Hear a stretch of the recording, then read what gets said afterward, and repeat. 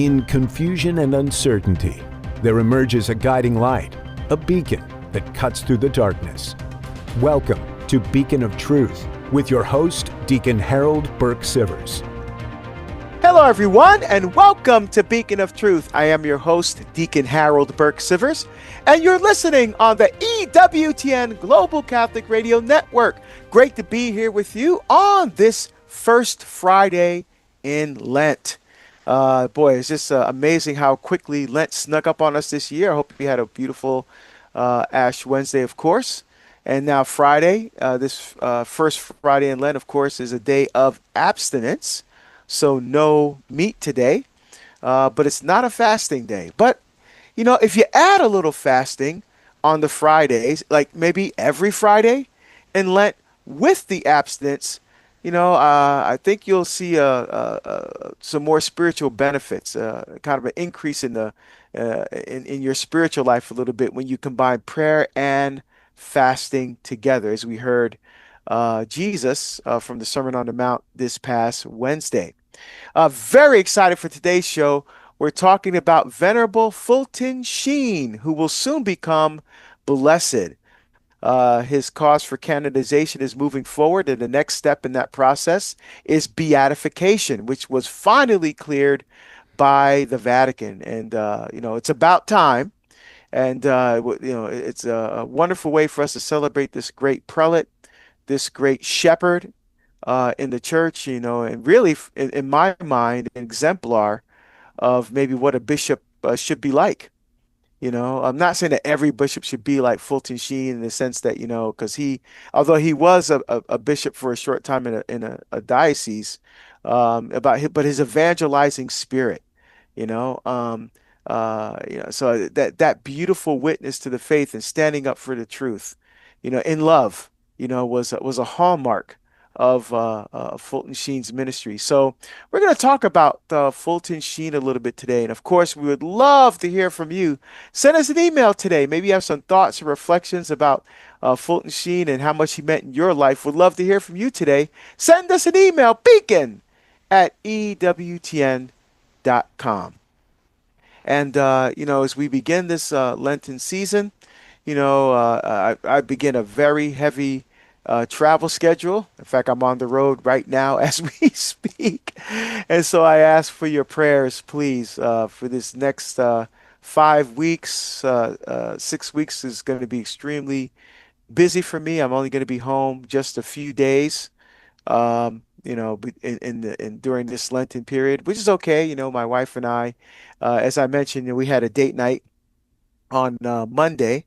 And you know, we had a wonderful time and just a kind of way to connect with each other and stuff before beginning this journey. And I just got to say kudos and shout out of love and support to my wife. You know, this work can be trying. It can be a little grueling, especially like this is the single busiest time of the year for me is right now.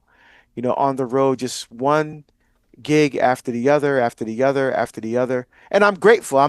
Trust me, I'm not complaining at all. I mean, you know, this is what God has called me to do. And I'm trying to, again, be a finely tuned instrument in God's hands. And I'm grateful to God for the work that He's given me to do. I just want to say thank you to my wife because her love and her support really allow me to continue to move forward. You know, sometimes when I'm tired or sometimes when I'm just, you know, I'm in a different headspace, you know, I just talk to her and she, you know, steers me right back on track again. So I'm incredibly grateful for her love and her support and her understanding. You know, she knows the sacrifice that's involved in this kind of work where I'm gone a lot. And you know, I could do the virtual thing, but that's not me. I just can't do that. You know, you know, we need to be with people, you know, and I feel that God is calling me to literally help go and make disciples of all nations. So I also travel extensively around the world. And you know, so I want you to maybe think about that. Think about in this Lent how the sacrifices that your spouse has made so that you can continue to do the work that God has called for you, even in the little ways. taking care of the kids, while you go out and do your work, and I'm not just talking about the wives staying home with the kids. I know a couple of speakers, women speakers that are out there on the circuit speaking, and their husbands stay home with the kids, so either way, to appreciate the great gift that your spouse is, especially during this Lent, this time of sacrifice, this time of deepening self gift of one to the other. Obviously us to the Lord, finding ways through Lectio Divina or adoration, or the sacrifices and the prayer and the fasting, that we kind of laser focus on during Lent. To offer maybe some of that for your spouse, and thanksgiving to God for the great gift that they've been in your life. And I'm also grateful to the people in my life that help bring in this show every day. I'm talking about Matt Gabinski, who screens your calls, and Michael McCall and Pedro Quiles, who help us out on social media. And I'm most grateful for our producer, Ace McKay. Ace, how goes it today, my friend? It's good, man. I love Lent. I mean, it really, such a purge, at least from my perspective, from my own walk. But then watching as other people, I think we've kind of donned the phrase, we're marked for change, right? We got our ashes on Wednesday, so we're marked for change over these next 40 days. And I'm excited about what we can do within this show of not only shedding the light into the truths of our heart, but the reality of the things. I don't know if you've ever necessarily thought of yourself as having a blind spot, but this was something that kind of came to me probably several years ago, not because of my own blind spots, but because of someone else's, which made me ask the question, Lord, what are my blind spots? And I think that's what we could really look at Lent as, is what is the blind spot that I need to uncover that's either keeping me from more time with God, more time with family, more or less of me wherever God needs me, right? And so I think that's what I'm hoping we can all get out of this as we go through this journey, because then by Easter, you're like, okay, I'm aware of my blind spot. It's not something that is gone after 40 days, but at least you're on a track of awareness, and with God's help can overcome whatever might be a habit or a hang-up that's keeping you from being who God's called you to be. Yeah, I love that. What a great insight. It reminds me of the words of John the Baptist in John's gospel. He must increase, I must decrease. Right. Maybe that could be our theme for Lent, Mm-hmm. finding your blind spot, and learning to decrease so that the Lord can increase his work in each and every one of us. Yeah. And I think there's a little bit of vulnerability that comes with that, acknowledging Sure. that you have a blind spot. Oh, that's what we all do. Yeah. But sometimes we don't like to think about that. Well, I think Lent is the time that we kind of laser focus in on that and really try to make, acknowledge that and make the changes that we need to make, so that we can become a greater gift in the lives of others. Yeah, and again, talking about the vulnerability of finding out what your blind spot is, it's like talking about my kids, right? Like, you can't talk about my blind spot, only I can, but you're not aware of it yet, right? But then, and here's the thing I've found, once I'm aware of a blind spot and I deal with that one, there's other ones that then start to reveal. But again, by that point, the trusting of God into, okay, he's not like raking me across the coals. He's lovingly embracing me into, okay, here's what we need to work on. Here's where I need to change your headspace. Because we've talked about this before, of the analogy of refining the sword. It keeps going back into the fire. So there are moments where we have to go back into the fire to refine, to the point of we can't see ourselves. We can't see Christ in ourselves until it is completely manifested the way that God intended for that blade to see, right? So if we're becoming blades by removing the blind spot, that is allowing the fire to refine us so that we are who God made us. And in that, knowing that with each blind spot that's revealed, we're trusting him more. Yeah, exactly. And one of the things you could do is ask God to reveal your blind spots, as like, if you think about it as driving, Lord, help me to adjust my mirrors so that I can see that blind spot. Yes. So I can recognize that blind spot, so me have to make adjustments within yourself, but ask God to reveal that to you. Yeah. As you move forward, Lord, before I go any further, before I go any faster on this journey that you've marked out for me, help me and reveal to me my blind spots. And you deal with them then, and you may have to slow down a little bit Yep. to adjust, but you keep moving forward. That's the key. And also, like your rearview mirror, objects are closer than they may appear. So just know your blind spot may be closer than you want to admit. Woo, man, I love that. What a great analogy. All right. Well, we're talking about Venerable Fulton Sheen, soon to be beatified, and the wonderful, some things from his life that you may not know that I found very interesting. And of course, would love for you to be with us today again as we remember Venerable Fulton Sheen. Send us an email today, beacon@EWTN.com.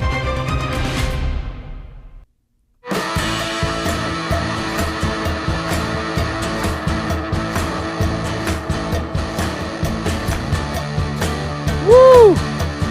Yes. Getting the grit out during Lent, right? Yeah, there you go. Yeah. That's nice guitar tone. Awesome. Today is a day of abstinence, on Fridays, and I always do fasting every Friday anyway. Right. To add to that, then, but one thing, you don't necessarily have to fast from is some good old down-hole rock and roll. That's right. If anything, purge your palate, right? What do you normally go to? And you're like, Lord, what else do I need musically in my life that helps me to just appreciate music more? Or if you're a musician, become a better musician. I love having those discussions with people about who influences them. And then they're like, well, I know I'll never be as good as. I'm like, no comparisons. Just draw from that influence and then let it feed you to your thumbprint. So that's, again, what Lent is all about, right? It's absorbing all the different things that we haven't made time for that now is a focal point. Yeah, and the same is true for any profession, right? I mean, for me as a speaker, I draw inspiration from the saints. I draw inspiration from other speakers. Yeah. Guys like Brant Petrie or Dr. Scott Hahn or Father Mike Schmitz or whoever it may be, Father Calloway, and I maybe even incorporate some of the things that I hear from them and say, well, how would I say that? And incorporate that into a way that I would say something. And so it's, Sure. it helps it just enhances, it makes everything, it makes your work better by acknowledging in your own way, the gift of someone else in your life. And it helps you to appreciate that gift. And you honor them, I think, by saying, yes, I learned this from you, but now here's my spin on it. So I've taken it, to a different place and maybe to a different audience even. Yeah. Amen. Yeah. Love that. I'm Deacon Harold Burke-Sivers, listening to Beacon of Truth. And today we're talking about Venerable Fulton J. Sheen, who is soon to be beatified, become a blessed, as he continues his journey to sainthood. So we're going to talk about some interesting things from his life that you may not know. This great bishop of the church right here in the United States. Of course, we'd love to hear from you today. Send us an email, beacon@EWTN.com. Of course, as we are into Lent, what's great about it is you can visit the religious catalog to get items into your home, your office, your life that really help you to understand as we go through up till Easter, what does it mean for us with our relationship with Christ? And so right now, there is an exclusive EWTN item. It is the Holy Face of Jesus, of course, the Shroud of Turin. It is a wood plaque that literally replicates that visual. So the photo negative of the Shroud of Turin, you can get that now at EWTNRC.com. Remember, we've got free standard shipping for orders $75 or more. Just use the code word free at checkout. And of course, when you shop, make sure you shop Catholic at EWTNRC.com.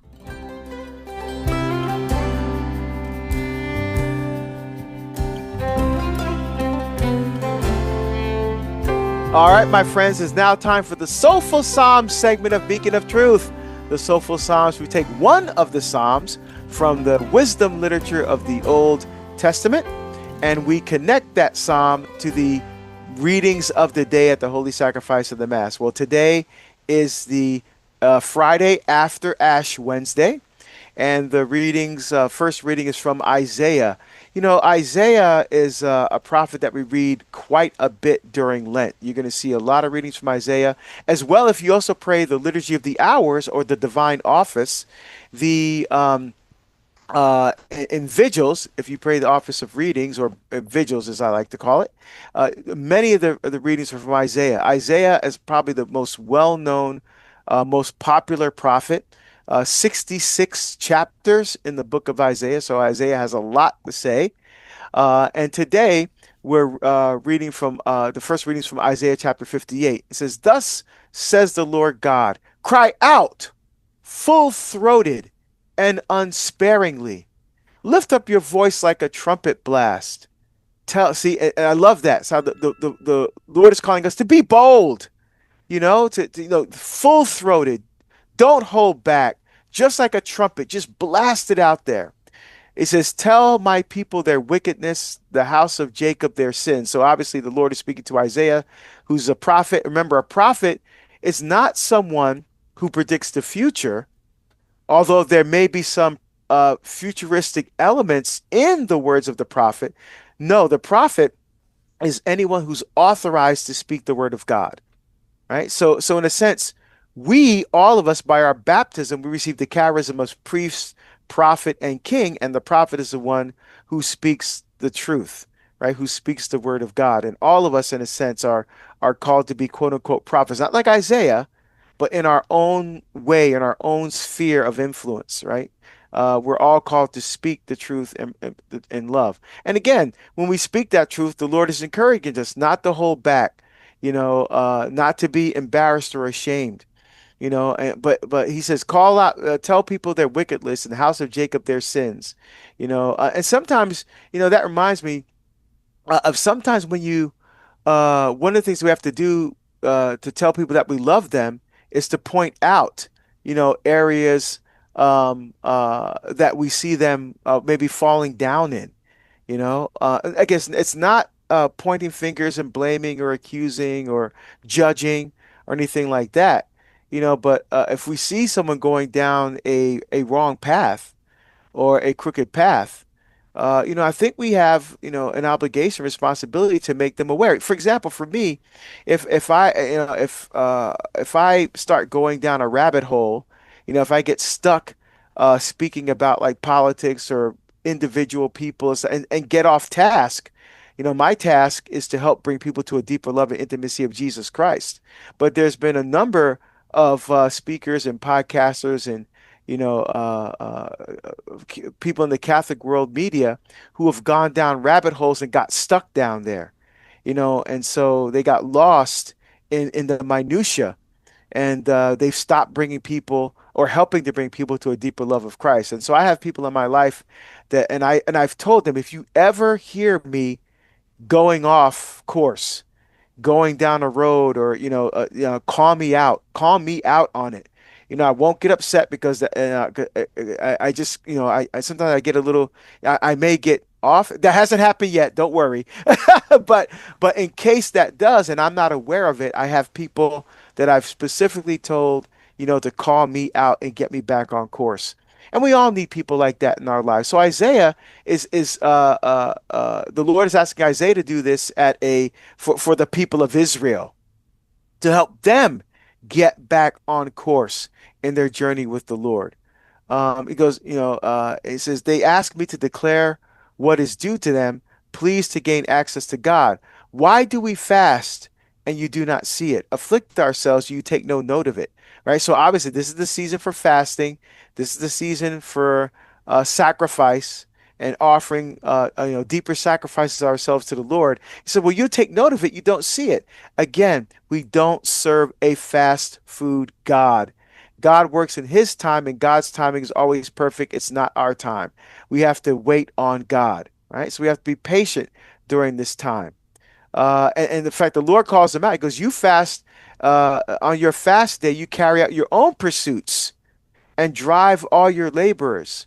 Yes, your fast ends in quarreling and fighting, right? Again, if you're uniting your fast to the things of the world and not to the spirit of what that fast is about, then your prayer is not going to be as rich, it's not going to be as deep, it's not going to be as meaningful or fulfilling, because it's not focused on God, it's focusing on bettering yourself. And so the Lord calls them out on this. Love that. And so the gospel is just 2 verses from Matthew chapter 9, again, part of the Sermon on the Mount. The disciples approached Jesus and said, "Why do we and the Pharisees fast so much, but your disciples do not fast?" And Jesus answered them. Well, the disciples of John not approached Jesus. So these were the people who were following John the Baptist. He goes, "Well, why do we fast and the Pharisees fast, but your disciples don't fast?" And Jesus answered them, "Can the wedding guests mourn as long as the bridegroom is with them?" Ooh, I love that answer, right? Because Jesus, how can you fast on a solemnity? Even during Lent, there's no fast on Sunday, because Sunday's always the day of the Lord. It's always a day of solemnity, a day of celebration, so there's no fasting on the Lord's day. So how much more so then in the presence of the God himself? How can you fast when the king is there? How can you fast when during the wedding feast?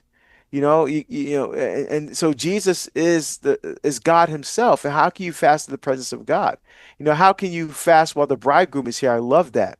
And he says the days will come where the bridegroom will no longer be here. Then you're going to fast. Ooh, man, I love that. So we're in that time right now. Jesus is at the right hand of the Father, although he gives his presence to us, most especially in many ways, but most especially in the most blessed sacrament of the Eucharist. So he continues to be with us. He continues to make his presence known to us. But this is the time of fasting until we are united with him once again in heaven. And so uniting the first and the reading and the gospel, we have Psalm 51. This is the psalm written by David after his transgression with Bathsheba. So he wrote Psalm 51, a beautiful psalm of reconciliation and mercy. And again, this is the psalm that I pray as I'm standing in line preparing to receive the sacrament of reconciliation. Have mercy on me, God, in your goodness, in the greatness of your compassion. Wipe out my offenses. Lord, I'm bringing my heart to you. I'm bringing my life to you. I'm just laying it out before you, oh Lord.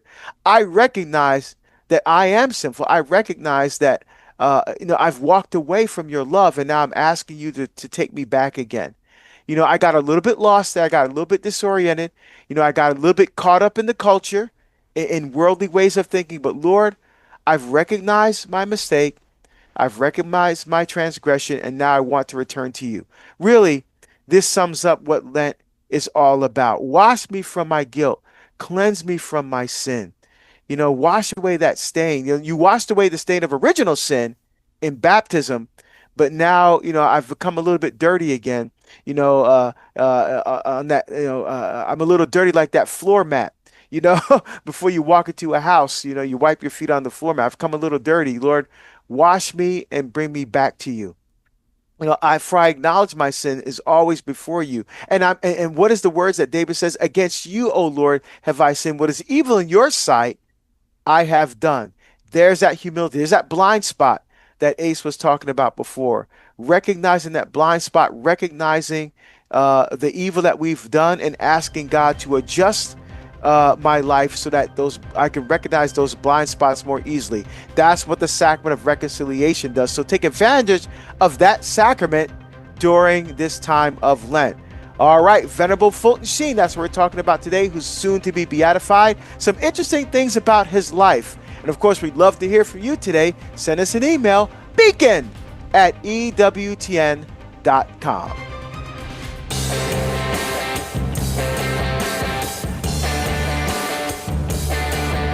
Yeah. I don't think I've heard this one before. This is a good one. Yeah. Yeah. Yeah, this is just one of those ones, just kind of, just keep going, just move right ahead. Just sometimes slow and steady wins the race. Right. Exactly. Well, and I think Love that's that. what was cool, like, too, coming off of, Fat Tuesday or Mardi Gras or whatever, however you were celebrating Tuesday, Shroud Tuesday, is like all the music that I kept seeing people posting, like, this is Mardi Gras to me. This is, I'm, going to give up this style of music to go and listen to this. And I like that because then I'm like, ooh, I haven't heard of that, and so it's, friends helping friends discover great music. So. Yeah, that's it. I love that. I love that. And one thing we think about music during Lent, I wonder what would be some good Lenten music to listen to. Mm, You know, and maybe we'll do that. Play like maybe a Lenten theme for the next Beacon of Truth playlist or something like that. sure. I think it'd be cool to do that. Yeah, we could definitely find something that lines up. And then the next time you hear it, oh, yeah, that reminds me of where I was during Lent. Yeah, yeah, exactly. Awesome. I love that. I'm Deacon Harold Burke-Sivers, listening to Beacon of Truth. And today we're talking about Venerable Fulton Sheen, soon to be beatified. One of the great, best known Catholics, and Catholic prelates, bishops in the United States back during his time. And still, his memory lives on to this very day. And so we're going to talk about some interesting things from his life. And you want to share maybe the influence that Venerable Fulton Sheen has had on your life, or just share some thoughts about how you've been impacted by his work, his life, and his ministry. Would love to hear from you today. Send us an email, beacon@ewtn.com. Well, this weekend, I want to invite you to join me for Catholics Coast to Coast as we get a chance to spotlight some of the conversations happening at Podcast Central. Just go to EWTN.com/podcast. But this weekend, we're going to share the 12 promises that can apply to our devotion of the Sacred Heart of Mary. Of course, that's with the help of the Catholic Women Now podcast. And then TV anchor Austin Peck is going to chime in with the Catholic feedback to discuss what finally convinced him that the Catholic Church is where he calls home. That's where he found Christ, and he's going to share that journey and also what that means for him moving forward in future TV projects. So check it out. Catholics Coast to Coast, Saturday at 2 p.m. Eastern, Sunday 6 p.m. Eastern on EWTN Radio. All right, my friends, it's now time to dive a little bit into the life, some interesting things from the life of Venerable Fulton Sheen, soon to be beatified. And that's going to be awesome. I know for myself, when it becomes beatified, then you can start incorporating them into the Liturgy of the Hours. As soon as we find out what day is going to be kind of a Blessed Fulton Sheen Day, that we can start remembering him, probably like as an optional memorial in the church calendar, at least the church calendar here in the United States. I'm sure they're going to be adding a day for Venerable Fulton Sheen, or it's going to be Blessed Fulton Sheen soon. And I definitely will be remembering him in the Liturgy of the Hours on that day for sure. So Venerable Fulton J. Sheen was lived from 1895 to 1979. And was one of the best known Catholics of the 20th century in America and actually around the world. His preaching on the radio and TV drew much praise, and he also served as an auxiliary bishop in the Archdiocese of New York, and then Bishop of Rochester, New York, from 1966 to 1969. And so back in 2019, a miracle was approved through Fulton J. Sheen's intercession, and I actually met the young man who was the object of that miracle. I'll talk more about that in a little bit. And he was all set, on the course for beatification. And then there was a hiccup. There was a holdup in the process. But now, thanks be to God, under Pope Leo, his beatification is now able to move forward. Again, thanks be to God. So a few things from the life of Venerable Fulton Sheen. So the beatification miracle, so in order you move from when you get to venerable, just like as a matter of fact, Augustus Tolton is now venerable. You need a miracle to be an approved miracle, a miracle approved by the Vatican to become beatified, and then a second miracle in order to become canonized as a saint. right? So the beatification miracle that moved Fulton Sheen, that was approved by the Vatican, that moved him from venerable soon to be blessed, occurred in his own diocese, right? That's something that you don't see every day. That the miracle that was approved for his beatification actually happened in his home diocese of Peoria, Illinois. And again, the young man, his name is James Fulton, and he was the recipient of a miracle healing due to Fulton Sheen's intercession. Um, I met the parents and I met the young man because I was giving a parish mission in the diocese of Peoria at the parish where the parents and the young man actually attend mass, and I got a chance to meet him and speak with him as well as his parents as well. So the miracle happened back in 2010. So this young man, James Fulton, was stillborn. He was a home birth. You know, he was stillborn. He was rushed to the hospital, and immediately began offering prayers through the intercession of Bishop Fulton Sheen to intercede for their newborn child. And they prayed for his intercession as the medical team was working on reviving the infant. And despite receiving the most advanced medical treatment available, the infant continued to show no signs of life. There was no heartbeat at all. So the moment that the doctors were about to pronounce him as dead, as deceased, without any medical explanation whatsoever, spontaneously, at that moment, the infant's heartbeat began to beat normally and he began to breathe normally. All this from the time he was stillborn at the home birth until this miracle happened, showing no vital signs whatsoever, that was 61 minutes. 61 minutes. That is incredible. A lot of times, doctors will work on somebody for 30 minutes, 40 minutes before they call the code, before the person is pronounced dead, with deceased. But 61 minutes praying almost the entire time for the intercession of Bishop Fulton Sheen. And it happened. If you want to, by the way, if you want to find out more about this miracle, the mom wrote a book called 61 Minutes to a Miracle. Right. So you may want to pick that up. 61 Minutes to a Miracle. So even after after he started breathing on his own, heartbeat, the doctors said, well, even though that this happened and we have no explanation as to how it happened, the baby's going to have massive organ damage, and or the baby would die soon afterward, or he would be severely disabled. But within a few weeks, the little James Fulton was home with his parents, and he does have a little bit of developmentally delay, but it's almost not even noticeable, and he continues to live a normal, healthy life. Thanks be to God.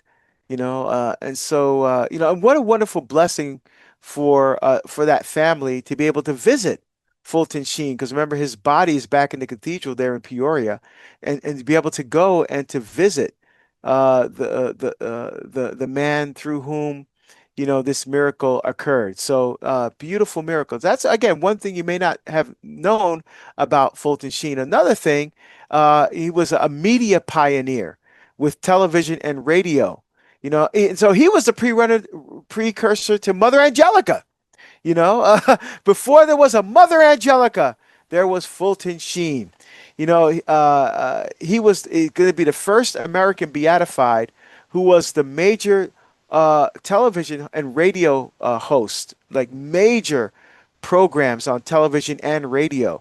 Hopefully, and let's pray for this, Mother Angelica will follow in the footsteps of Fulton Sheen. But for now, Fulton Sheen will be the first American beatified who hosted major television and radio programs. Life is Worth Living, which is a classic. In fact, it's still being aired, I think, on EWTN. Even the TBN, the Trinity Broadcast Network, the Protestants even aired for a time, Life is Worth Living by Fulton Sheen. And this show started just months after he was consecrated a bishop. His personality and his ability to speak the truth in love, right, to live out the words of St. Paul in Ephesians 4:15, drew in millions of viewers. I'm talking about tens of millions. It was estimated that 30 million people a week watched his program. Imagine that. I mean, we can't even, we can imagine it today with Mother Angelica. In fact, more people are watching Mother Angelica now. And I think, she would attribute to maybe a lot of her success to the road being paved by Fulton J. Sheen. So 30 million people a week watched this program. Even Protestants and Jews watched Fulton Sheen, and he became a household name. He received 8,000 letters a week, the station, commenting on the program. He even won an Emmy Award for Most Outstanding Television Personality. Imagine that. A Catholic bishop winning an Emmy Award for a prime time television program. Now, of course, this was back in the 50s, right? Imagine that today, with all of and of course, we have Mother Angelica, but Mother Angelica is on a cable network. But again, with satellite and modern technology, she's reaching hundreds of millions of people all around the world. So in that sense, Mother Angelica's reach is even greater than that of Fulton Sheen because of all the different media. There was no internet back then with Fulton Sheen, so the way Mother Angelica is able to reach people and EWTN is massive, much more than Fulton Sheen. But Fulton Sheen was prime time television. Imagine trying to air Mother Angelica live or one of Mother Angelica classics on prime time television. So instead of watching some banal and almost pornographic television show that they air on primetime television, instead, imagine watching Mother Angelica and millions upon millions of people watching Mother Angelica every week and receiving letters thanking the network for airing Mother Angelica primetime on like one of the major networks, right? You can't even imagine that happening today. But imagine that happening back at the time of Fulton Sheen. That's exactly what was going on. In fact, when he received his Emmy, he wanted to thank his writers, Matthew, Mark, Luke, and John. So Life is Worth Living ran from 1951 to 1957, and then he returned to television with the Fulton Sheen program from 1961 to 1968. And again, reruns of that show still appear on EWTN today. So, and even before that, he was no stranger to media. For 22 years, beginning back in the 1930s, millions of people listened to Fulton Sheen on his radio show, The Catholic Hour. So he had influence both in radio and television, drawing upon themes that were important in the life of the church and the moral life of people all around the world. But this is something you may not know, that Fulton Sheen, before he was a bishop, when he was a Monsignor, he appeared on the world's first television broadcast of Catholic Mass. You may not have known that. March 24th, 1940, Fulton Sheen appeared on the world's first television broadcast on Easter Sunday of Mass, March 24th, 1940. Now, this was kind of an experiment that was done on a major network, one of the major networks, and it was sponsored by the National Council of Catholic Men, which also sponsored his radio show, The Catholic Hour. So you may not have known that. I'm Deacon Harold Burke-Sivers, listening to Beacon of Truth, and today we're talking about some interesting things from the life of Venerable Fulton Sheen, soon to be beatified. This great bishop, great media personality in the church, both on radio and television. We're talking about some of his unique contributions to the life of the church and some interesting facts about his life. And would love to hear from you, too. If you've been inspired by the work and the life and the mission of Fulton Sheen, would love to hear from you today. Send us an email, beacon@ewtn.com. Another thing you may not be aware of, he attended the Second Vatican Council from 1962 to 1965. And he was present at all of the sessions. In fact, worked closely with then Father Joseph Ratzinger, of course, who would become the future Pope Benedict XVI, who was a theological expert, or was called a peritus, theological expert at the Second Vatican Council. So Fulton Sheen worked very closely with Father Joseph Ratzinger, the future Pope Benedict XVI. Another thing that you probably have known is that he was a great Marian devotee. He had a great devotion to the Blessed Virgin Mary. His love for the Blessed Mother was kind of a hallmark throughout his entire work in the Lord's vineyard. He wrote 66 books, which I just can't even wrap my mind around that. So guys like, Scott Hahn and all those guys that write, dozens of books, Matthew Leonard, right? And others, just very prolific authors. Dr. Matthew Bunson, from EWTN News, is a very prolific author. Fulton Sheen wrote 66 books. His favorite one, he said, in his own estimation, his favorite one was The World's First Love, Mary, Mother of God, right? And I have that book. It's a beautiful, absolutely beautiful reflection on the life of the Blessed Mother. Again, it's called The World's First Love, Mary, Mother of God.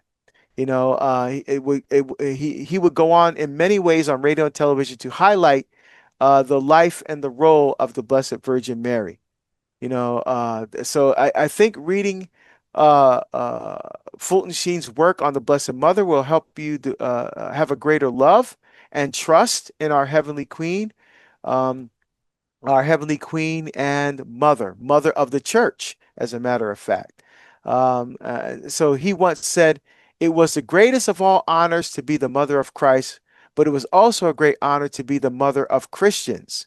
There was no room for them at the inn, but Mary had the whole world for her second child, giving birth to the life of the church. So we're, in a sense, she's our spiritual mother, and she's the mother of the church. Therefore, she's the mother of Christians. So reading Fulton Sheen's about her devotion is beautiful.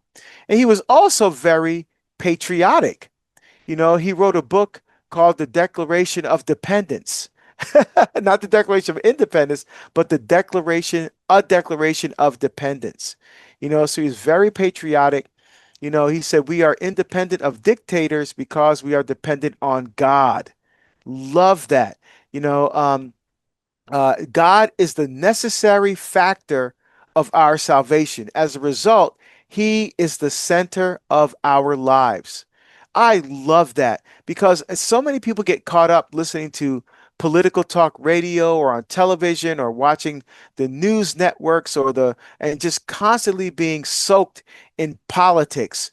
And that breeds nothing but anger and resentment and vitriol. And in fact, I would say is contributing to the divisiveness and the vitriol and the anger and the hatred that we are experiencing far too much, at far too many levels in our society, in our culture today. And so Fulton Sheen reminds us that God is the necessary factor for our salvation, not any politician or political leader or government official. And so we get angry and we get upset over all these things we have no control over, that we can't change. All we can do is ask for God's intercession and the power of prayer so that these people in the political realm, in positions of leadership and authority, will recognize that God is at the heart and the center of everything. The more we are reminded of that, I think the more we're able to live our life with peace, that peaceful security, that peace that's beyond all understanding, and not get caught up in the things of the world. So I think Archbishop Fulton Sheen is a beautiful reminder of that for us as well. You know, he was also a missionary as well. A lot of people, this is a part of his life that a lot of people are not aware of. In 1950, he was appointed the National Director for the Society for the Propagation of the Faith, which is now called the Pontifical Mission Society for the United States. And all the way up until 1966, he raised millions of dollars for world missions. Viewers on his television shows learned of the missions and contributed much to the society. He was able to, obviously through radio and television, promote his work for the missions, and people contributed and donated to help support that work, helping tens of millions of people all around the world, right? And he also created the World Mission Rosary as well. So, man, again, everybody knows him for his television and radio, but he's known around the world, not just for that, but for his work in the missions as well. Obviously, when you go and make disciples of all nations, you're going to draw people into the life of the church. People that were not interested in the faith are going to become interested and were influenced by the work and the life of Venerable Fulton Sheen. So, I mean, it's impossible to really count, even really guess how many people possibly came to faith through the ministry and the influence and the work of Fulton Sheen. We have no idea. But, I think it's fair to say that it's probably in the millions. I would say at least people who are influenced. Who knows how many people actually came into the church? But there's no question or no doubt. In fact, some people, famous musicians and Hollywood personalities, came to faith under the influence of Fulton Sheen. And one thing also I want to make sure that I mention, he was incredibly generous. Any money that he received from his television shows, any royalties from radio, from television, any stipends he may have received from speaking, any donations he received from people to help support his work, he didn't keep hardly any of it. The money would come in, it would go right back out. In fact, there was a story about one woman after she died, left Fulton Sheen about $68,000, and he gave it all to the Sisters of Mercy to help build the St. Martin de Porres Hospital, a maternity hospital for Black women in Mobile, Alabama. Yeah, I bet you didn't know that, right? That he gave, and when the hospital was renovated and enlarged, he raised or donated most of the $600,000 that it cost to renovate and enlarge that hospital. So this is a hospital, maternity hospital for Black women in the South, obviously during the time of Jim Crow and segregation. He helped raise $68,000 to get the hospital started, and then another $600,000 to improve the hospital. For years, like he said, he sent his book royalties, speaker fees, television royalties to support Black communities in the Mobile, Birmingham diocese. It is well known that every cent he got while speaking weekly on his radio program was also turned over to the National Council of Catholic Men, so they can continue to do the work to promote the faith all throughout the United States. So incredibly generous. He was also very helpful and very humorous. He worked 19 hours a day between his radio shows and writing books and speaking. He had a really warm and funny personality. He had a really incredible sense of humor. He loved playing tennis. He worked out on his stationary bike in his apartment almost every day. And finally, I just want to mention, he spent daily holy hours from the time he was ordained a priest to the day that he died on December 9th, 1979. In fact, he died making a holy hour in his private chapel in New York. He died in front of the Blessed Sacrament. Again, he kept the holy hour from the day he was ordained a priest to the day he died and never missed a holy hour. Wow, how about that for inspiration? All right, my friends, tomorrow, on the next show, we're going to talk about Catholics and mental health, a very important issue. Remember, you can stream today's show by visiting Podcast Central at EWTN.com/radio. Until we're together again, my friends, may Almighty God bless you, keep you, and protect you, the Father and the Son and the Holy Spirit. Amen.